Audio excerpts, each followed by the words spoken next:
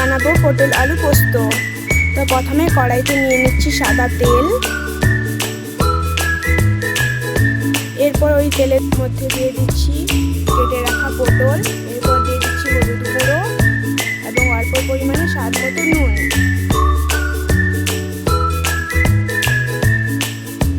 এরপর এটা খুব নেড়ে চেড়ে ভালো করে ভেজে নিতে হবে। এরপর ওই তেলে দিয়ে দিচ্ছি কেটে রাখা আলুগুলো এবং স্বাদ মতো একটুখানি নুন এবং হলুদ গুঁড়ো। ভালো করে নেড়ে চেড়ে নিয়ে ওটাকে উঠে রেখে দেবো একটা পাত্রে। এরপর ওই তেলে আরেকটুখানি তেল দিয়ে দিলাম কালো জিরে, শুকনো লঙ্কা, তেজপাতা এবং অল্প পরিমাণে আদা বাটা এবং একটু হলুদ গুঁড়ো, লঙ্কা গুঁড়ো এবং জিরে গুঁড়ো। এটাকে ভালো করে নেড়ে চেড়ে নিতে হবে। তারপর দিয়ে দিচ্ছি একটুখানি জল। এরপর দিয়ে দিচ্ছি পোস্ত বাটা